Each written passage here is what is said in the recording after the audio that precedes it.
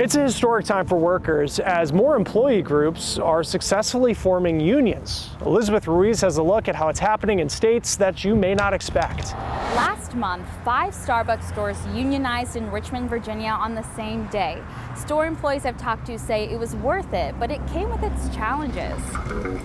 Dylan Dix, Kat Wiggers, and Sophia Anthony all work at Starbucks. The number of years they've worked for the company range from 3 to 6, and in mid-April, each of their stores successfully voted to unionize. The pandemic definitely shined a light on those attitudes towards us as well, and we felt like our safety was definitely jeopardized with how we had to work through lockdowns, how we had a lot of staffing shortages from people and teammates being out from COVID, and no help was given.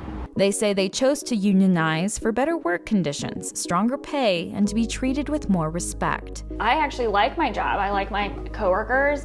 I like my store. I love my store. It's like one of my favorite places that I've ever worked, and I feel like I am not being valued as a partner that's been there for 5.5 years. They started their efforts after they saw the store in Buffalo, New York successfully unionize. Were there any other challenges that you guys faced while trying to unionize? Just like seeing our district manager and our regional manager in the store way more than we ever have before. It's hard to have those conversations when your district manager is there and pulling people aside and telling them that a union is a third party and you can be harassed if you vote no. Key challenges to us was getting the fear out of people, because a lot of people in any kind of company fear upper management for any reason, especially in a right to work state, because that word's tossed around and people don't actually even know what the full meaning of it is. Different state laws make unionizing tougher in some states. Virginia is one of 28 states known as being more difficult because of its right to work laws. Right to work is a legislated tool that's used in particular states to undermine the power of labor unions. Workers United organizing director Richard Minter says right to work refers to states where workers may choose not to pay into the union. It really is a blow to labor unions to allow employees to opt out of paying dues and paying for membership, but that the union still has to represent them. Kathy Creighton, who researches labor issues and workplace health at Cornell University, says knowing the history can help people to understand why right to work exists today. In 1935, Congress passed the National Labor Relations Act, allowing U.S. workers to unionize.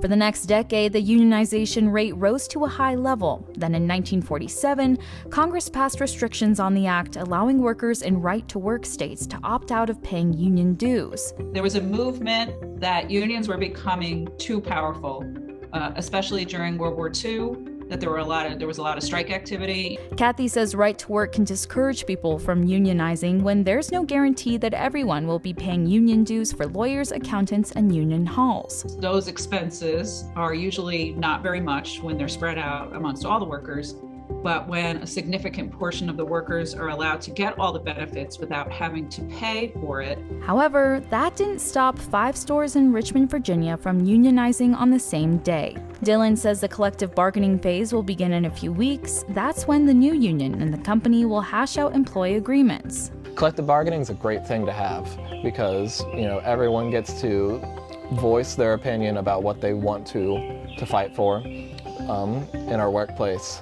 And so we all, have democracy in our workplace, which is just something that I feel is necessary. The more that I see people being the younger generation has decided they're not working anymore. They've decided they're going to be lazy. They're decided they're going to rely on government pay or catastrophe pay or whatever. When that's really not it.